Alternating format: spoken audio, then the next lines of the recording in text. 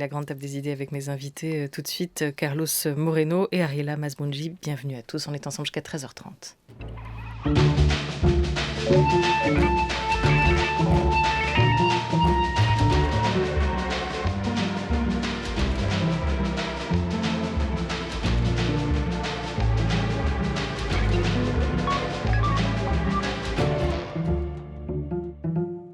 Et dans l'actualité des idées aujourd'hui, face aux crises sanitaires, économiques, écologiques, nos villes doivent-elles se réinventer? Avec nous, Carlos Moreno.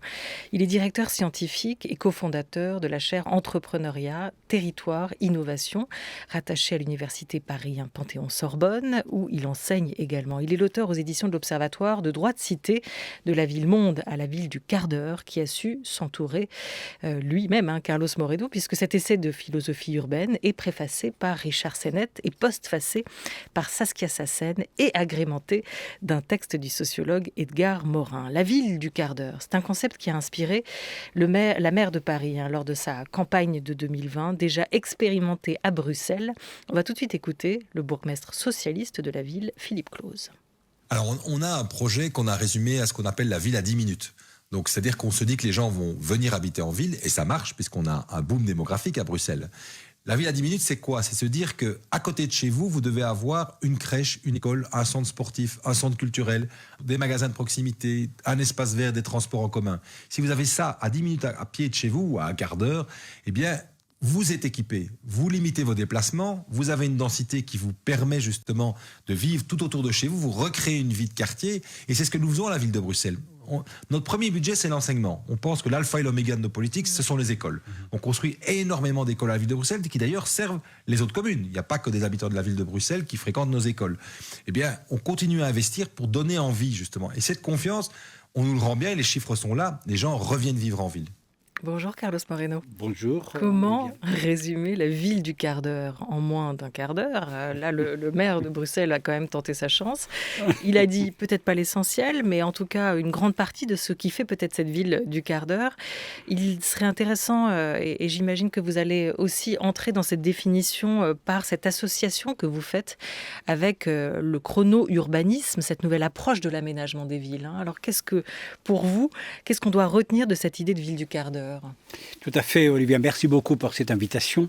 C'est un plaisir d'être à la grande table de nouveau. Ce concept de la ville des quarts d'heure aujourd'hui, il fait le tour du monde. On l'a écouté avec Bruxelles et on l'écoute aujourd'hui dans beaucoup de lieux dans le monde, dans tous les continents. Pourquoi?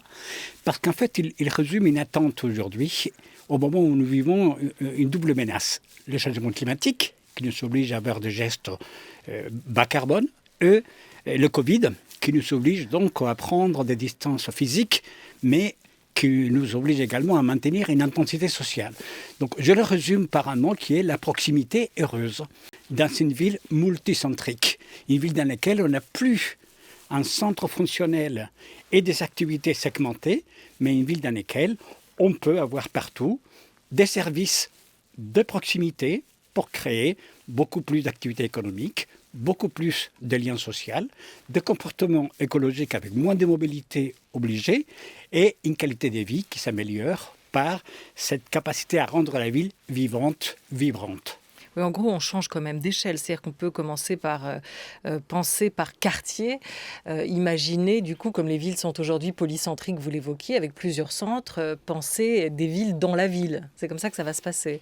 Oui, en fait, nous imaginons dans cette vision qui aujourd'hui devient une réalité, également à beaucoup d'endroits, que la ville devient quelque chose de très maillé, en fait. Que la ville devient en fait des intersections avec des personnes qui sont en vélo, des personnes qui sont à pied, des quartiers qui sont rendus piétons, des quartiers dans lesquels on a arrêté de bitumer pour laisser passer des voitures et des flux qui ne s'arrêtent pas, dans lesquels on a ouvert les écoles pour que le week-end on utilise mieux le mètre carré. Vous parliez il y a un instant du chrono-urbanisme qui a changé le rythme de vie dans la ville, mais moi j'ai rajouté des autres composantes qui sont la chronotopie, c'est-à-dire utiliser beaucoup plus et mieux le mètre carré qui existe, pour qu'il ne soit pas uniquement pour une seule chose, mais en fonction de l'heure, du jour, de la semaine, du mois, de la saison, il serve à plusieurs autres choses. Et les derniers, c'est la topophilie, c'est-à-dire créer un autre affect avec les lieux, faire que les gens aiment les lieux dans lesquels ils y sont.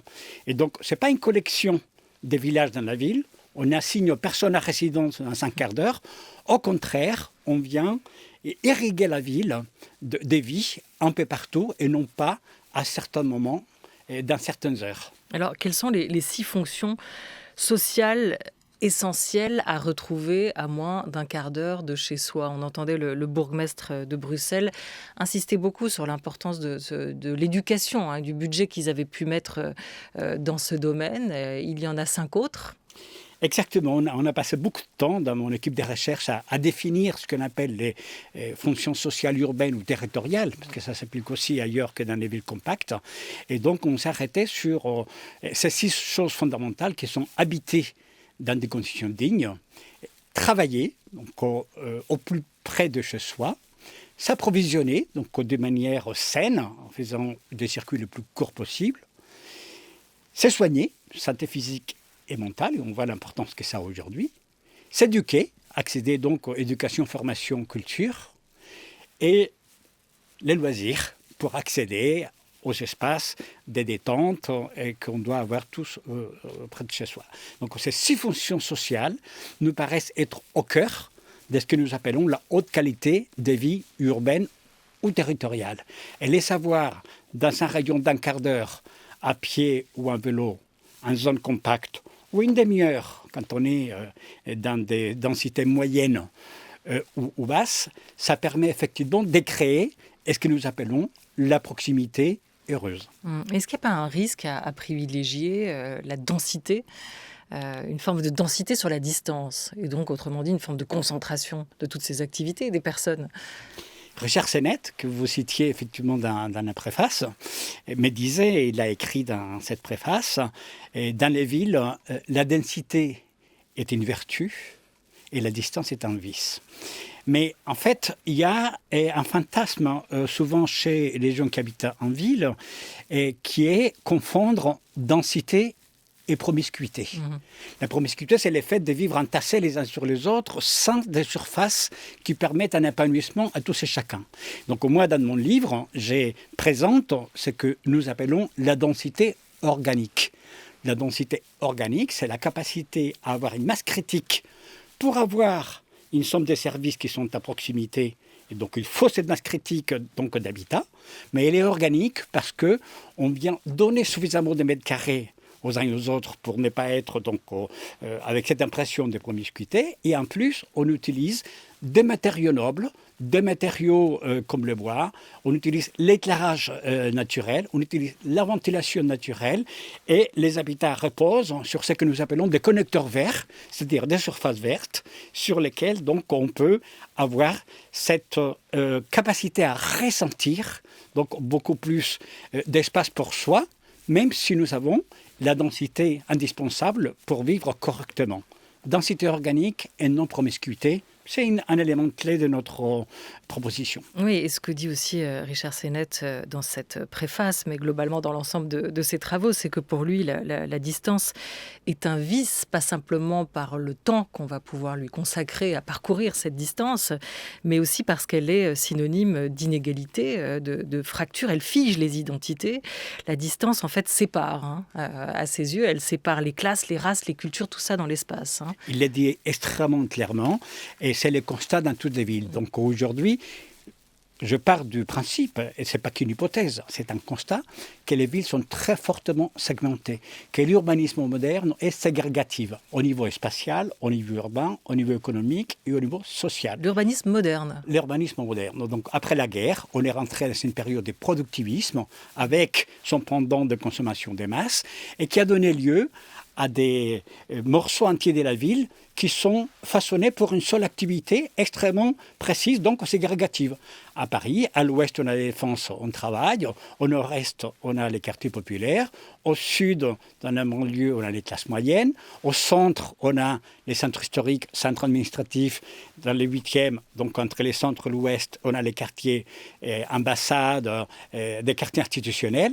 Donc vous voyez que déjà, on a la radiographie d'une ville extrêmement segmentée et fracturée. La ville du quart d'heure cherche au contraire à créer une balance et donc à mélanger. Et c'est pour ça que nous parlons donc des densités, nous parlons des mixités fonctionnelles, nous parlons également de ubiquité pour que la technologie permette également d'agréger des services qui n'existent pas, et la proximité pour découvrir la richesse de tout ce que nous avons autour de nous, que nous utilisons mal parce que nous ne les voyons pas. C'est ce qu'on appelle les ressources cachées de la ville.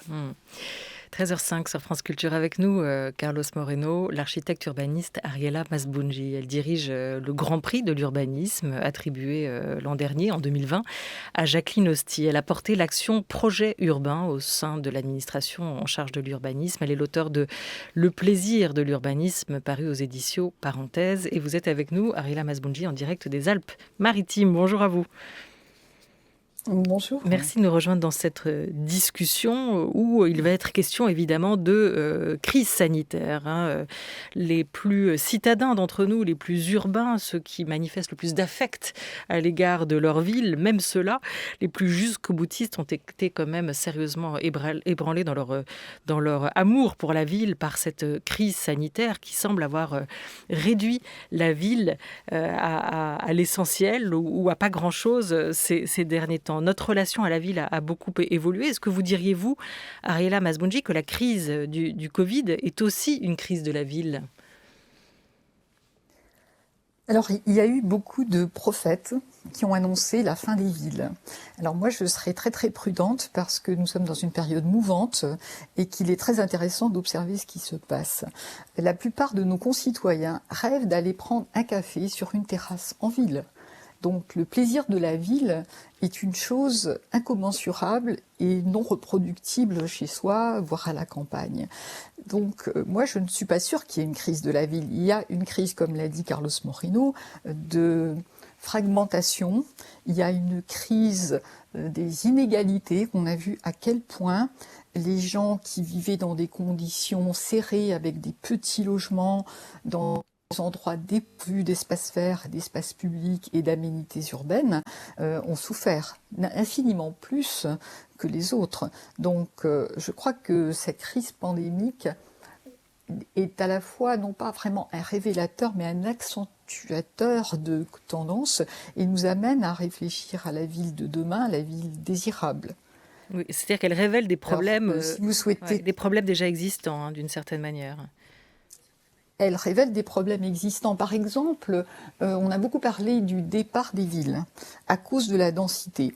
Or, les travaux menés par exemple par l'OCDE, qui sont des travaux menés à l'ensemble, sur un ensemble de pays mondiaux, est tout à fait intéressante. Elle montre qu'en fait, il n'y a pas eu plus de malades dans les villes denses, mais il y a eu plus de malades, plus de contamination dans les zones en difficulté.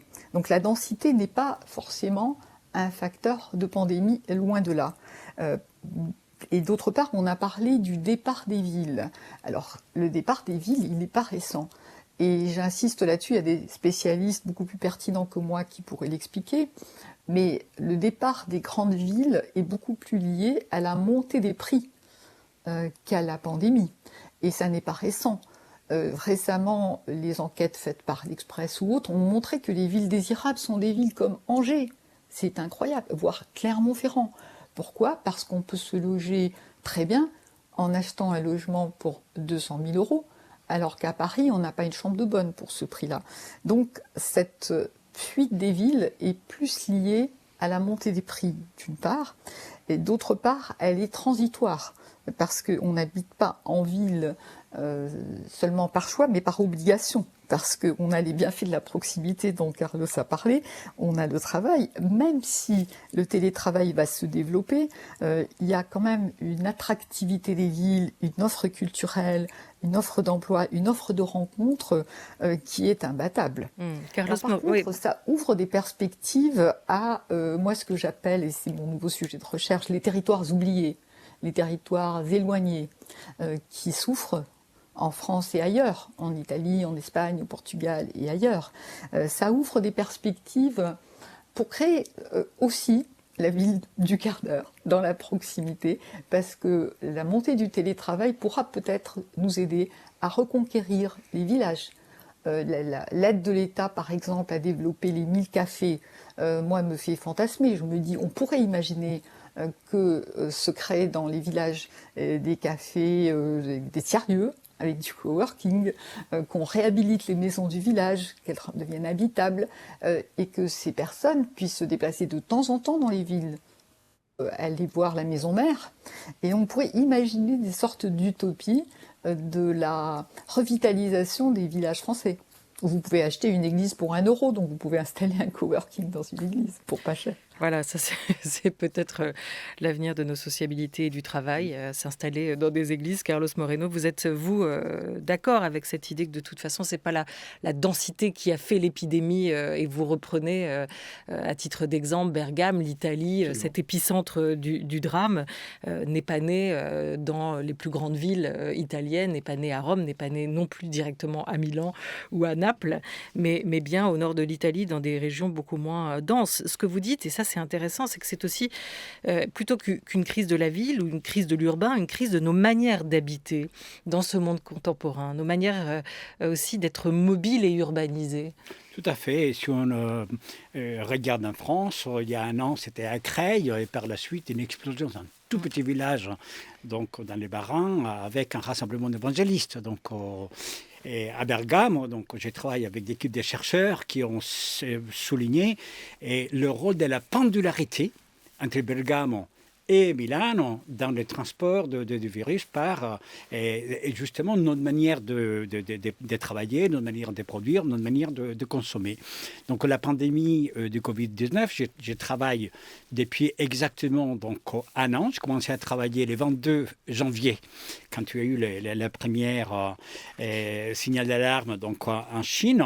J'ai toujours dit que c'est une crise urbaine et territoriale systémique d'origine sanitaire, c'est-à-dire que nos manières de vivre sont étroitement liées à la manière comme la pandémie se déroule. Ce que disait Ariella, c'est parfaitement exact. Et dans les 93, nous avons une surmortalité parce que là, on a un territoire dans lequel le travail devient quasiment une obligation pour beaucoup de gens qui sont très exposés. Les caissières, les gardiens, des livreurs. Et donc, on voit qu'il y a eu cette surmortalité par rapport à la manière comme on vit. Et on voit également, et je l'ai dit dans mon livre, que cette pandémie montre la puissance et la force des villes, parce que la seule manière d'arrêter cette pandémie, c'est donc mettre sous cloche les villes, on l'a vu dans beaucoup de confinements, et à ce moment-là, donc toute l'activité d'un pays s'écroule. Stopper les flux, en fait. Puisque les flux n'existent plus. Ouais. Voilà. Donc la force des villes aujourd'hui est quand même le corollaire de cette pandémie. Et c'est pour ça que des concepts comme la ville des quarts d'heure, comme la proximité heureuse, sont devenus aujourd'hui un élément majeur dans la politique urbaine, un réseau mondial des villes comme les C40, le réseau mondial pour le climat, avec donc la task force Covid-19 dirigée par le maire de Milano, Giuseppe Sala. Ils ont décidé au mois de mai que la porte de sortie en situation pandémique, c'était la mobilité douce d'une part, avec la proximité heureuse de la ville des quarts d'heure, qui est en cours d'implémentation de manière extrêmement importante. Et cet ensemble des villes de ces 40, on peut citer Montréal, on peut citer également ce qui se fait à Barcelone avec les superblocs, travaillent aujourd'hui pour concrétiser la proximité polycentrique comme l'arme qui nous permet de vivre encore un temps de pandémie, parce que personne ne sait comment ça va se finir, et donc on arrive à garder une activité avec le nouveau mode de travail qui a fondamentalement changé, parce que la première fois où j'ai parlé de la ville des quarts d'heure, c'était il y a 5 ans, lors de la COP21. On m'a dit que ça ne se fera jamais, puisqu'on travaillera toujours loin de chez soi, et on doit remercier d'avoir un travail, et qu'au contraire, aujourd'hui, le télétravail s'impose, et que donc nous pouvons imaginer, et ce que j'appelle donc le travail de proximité, le corporate working, c'est-à-dire la capacité à créer de nouveaux lieux qui vont permettre donc de faire du travail décentralisé. La maire de Paris utilise une très jolie formule quand elle parle de la ville des quarts d'heure. Elle dit que c'est les big bang de la proximité. Et je pense que c'est très pertinent. Voilà, alors ça c'est des formules. Voyons voir comment on les applique et quelle mise en pratique et adaptation au réel elles peuvent trouver aujourd'hui. Vous citez Aldo Rossi dans votre ouvrage essai Carlos Moreno, le prix Pritzker en 90, qui disait que les catastrophes ne provoquaient pas de changement dans les villes, mais accéléraient plutôt ceux qui étaient déjà imaginés. C'est visiblement ce qui est en train de se jouer. à l'aune du Covid-19, comment cette crise est en train de changer la ville, est en train d'influer et d'influencer les politiques urbaines et l'urbanisme. C'est intéressant aussi de voir que dans cette crise, et après on va essayer d'aller voir au-delà avec ces utopies urbaines que vous évoquez, Ariela Masbounji, de voir comment ces villes sont aussi appelées à la rescousse pour organiser la réponse sanitaire.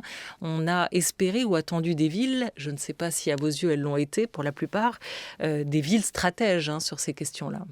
C'est une excellente question et je vous remercie d'avoir cité Aldo Rossi, architecte milanais, à qui je rends hommage parce qu'effectivement, il a été le père de ce qu'on appelle le post-fonctionnalisme, qui était donc cette capacité à pouvoir, donc avec la typomorphologie, c'est-à-dire pouvoir imaginer des lieux dans le temps qui changent dans leur mode de fonctionnement. Et aujourd'hui, les villes, elles sont confrontées à ces besoins de définir des stratégies. Et je voulais vous dire qu'effectivement, aujourd'hui, c'est que les villes stratèges qui s'en sortiront de cette mauvaise passe. On ne peut pas se permettre d'improviser. Il faut réfléchir sur la continuité que nous avons donnée à la vie urbaine dans cette mixité fonctionnelle dont Aldo Rossi a été le précurseur avec les post-fonctionnalismes. Comment mélanger les fonctions urbaines et territoriales pour optimiser les lieux et l'espace et le temps dans lequel on vit. Ariela Masbounji, ça évoque un peu le titre de votre ouvrage, le plaisir de l'urbanisme. On a été plutôt voir du côté sombre, on peut aller voir maintenant du côté un peu plus clair de la ville. Elle peut séparer, elle peut ségréger, elle peut isoler, mais la ville, elle peut aussi réparer. L'idée d'une ville stratège qui serait une ville du care, du soin, ça vous semble aujourd'hui réaliste, discutable en tout cas ? Ah oui, bien sûr. D'abord, le métier d'urbaniste est un métier d'optimiste. Parce que souvent, en tant que professeur, j'expliquais aux étudiants que s'ils n'étaient pas optimistes, il fallait qu'ils changent de métier parce que tout s'oppose en fait à ce que nous proposons. Et il faut une énergie formidable pour être force de proposition positive. Et ce sont les élus qui prennent le risque, bien évidemment. Mais quand vous dites aujourd'hui, moi, je suis un peu gênée par ce côté aujourd'hui. Parce que la ville du quart d'heure, elle existe depuis très longtemps. Moi, j'organisais des événements dans les villes. La ville de Breda, il y a plus de 15 ans, dans les villes réputées la plus durable aux Pays-Bas, était fondée sur la question de la proximité. La proximité, ça n'est pas nouveau. Le chrono-urbanisme, c'est pas nouveau. C'est juste que aujourd'hui, il serait intéressant de capitaliser sur ce qui a déjà été inventé pour voir ce qui marche et comment le déployer. Ce ne sont pas des nouveaux concepts. Le maire de Bruxelles, qui parle après une interview que je lui ai faite, s'est fait élire en 2018 sur ce sujet et lui-même dit « je n'ai pas inventé le concept, je l'ai trouvé ». Alors ça me paraît intéressant qu'on ne soit pas dans le règne de l'amnésie. La ville de Vancouver est organisée par une série de petites centralités et ceci depuis une cinquantaine d'années. Donc moi, mon métier, ça a été de chercher ce que les villes inventaient. Alors les villes, elles inventent quand elles sont le dos au mur. Moi, je parle beaucoup de la vertu des catastrophes. La ville de Gênes s'est réinventée quand toute son économie s'est cassée la gueule. Et que cette ancienne ville-monde a voulu perdre de la population, donc perdre de l'énergie, et s'est réinventée sur un projet urbain extrêmement ambitieux, en créant le Porto Antico, en piétonnisant, en créant des lieux de plaisir, parce que la ville, c'est du plaisir. Mais la ville de Bilbao, c'était une catastrophe économique. Elle s'est réinventée avec un métro fabuleux, en faisant venir le Guggenheim, en recomposant des nouveaux quartiers, en faisant rentrer la nature en ville. Donc les villes sont motrices en la matière, beaucoup plus que les États. Et moi, même en travaillant au sein des services de l'État, j'ai toujours été chercher ce que les villes faisaient. La démarche de Bloomberg à New York a été extraordinaire. Bloomberg, par exemple, a donné des subventions et une augmentation de la capacité de construire dans des quartiers difficiles, surtout dans le Bronx, quand on créait des commerces alimentaires qui vendaient des produits frais. Parce que l'obésité est liée au fait qu'on ne vendait pas des produits frais. Il augmentait les subventions, ou plutôt défiscaliser le plus possible, pour créer des toits verts. Un toit vert, c'est formidable, parce qu'un toit vert, c'est en même temps la lutte contre le réchauffement climatique, la lutte contre les îlots de chaleur, mais c'est aussi l'agriculture et c'est aussi la capacité de se rencontrer. Donc moi, je crois beaucoup à cette capacité d'invention des villes. Aujourd'hui, Johanna Rolland, maire de Nantes, qui mène une politique remarquable aussi sur la question de la proximité et de la prise de parole de la société, elle a localisé tous les délaissés urbains pour faire des petits potagers. Des potagers où on plante des légumes et des fruits qui sont distribués aux familles en difficulté. Donc vous voyez la capacité d'invention des villes sur elle-même. Elle est énorme. Donc, Et de moi, ceux je qui suis habitent très, les très- villes aussi également, hein, Ariela Masbounji. On est avec vous, vous êtes architecte, urbaniste, je le rappelle, et notre invité Carlos Moreno, qui signe aux éditions de l'Observatoire Droit de cité de la Ville-Monde à la ville du quart d'heure jusqu'à 13h30. France Culture, la grande table, Olivia Gesbert. Ariela Masbounji, vous évoquiez l'émergence d'utopies dans la crise, des mobilités plus douces ou plus vertes, des tendances qui vont s'accélérer, à l'instar de ce qu'évoquait le sociologue Edgar Morin, replacer l'humain au cœur de tout. Pour considérer les problèmes de la ville, il faut certes utiliser le maximum de données quantitatives, mais ne pas s'enfermer dans le calcul et dans les chiffres.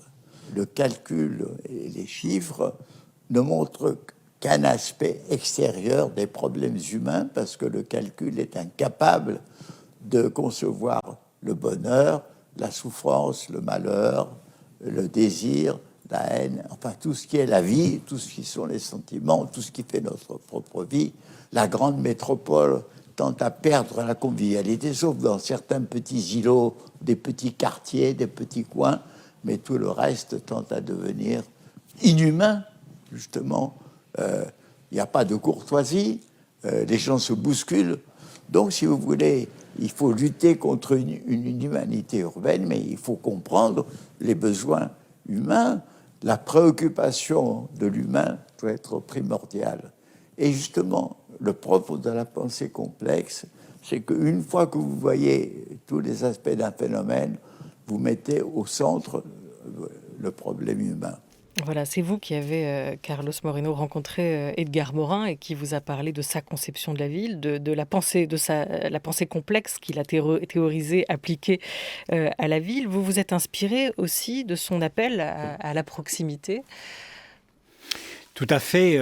Edgar Morin accompagne mes pensées depuis toujours et je tiens à le rendre hommage, cher Edgar, puisque il sera centenaire cet été en penseur universel, et que ça se livre donc aux Terres Patries, par exemple, qui remonte déjà à pas mal de temps, où il faisait donc cet éloge donc d'une planète fragile et dont la vie de proximité était indispensable dans cette notion de complexité où, d'une part, il fallait changer nos modes de vie, mais être aussi en phase avec une planète qui doit survivre face au changement climatique.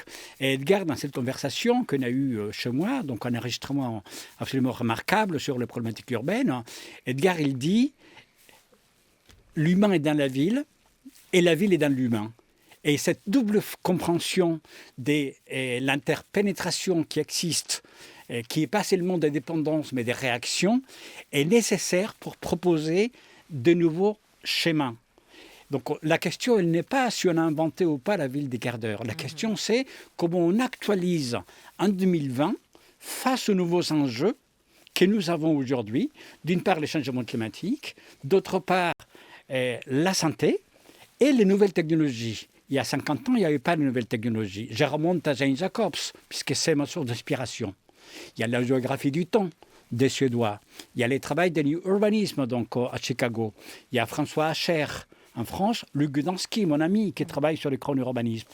La question, c'est aujourd'hui comment on est capable donc, de proposer un nouveau schéma qui intègre 4 choses fondamentales. L'écologie pour une vie bas carbone, la proximité pour redécouvrir nos ressources, la solidarité pour créer des liens sociaux, et la participation citoyenne dans une ville polycentrique dont le vecteur de la politique urbaine soit les biens communs. C'est pour ça que je rends hommage à Elinor Ostrom, la prix Nobel d'économie, la première femme, qui, avec la théorie de commun, a planté le décor permettant à ce moment-là d'offrir cette capacité à partager des ressources dans l'essence de l'intérêt général.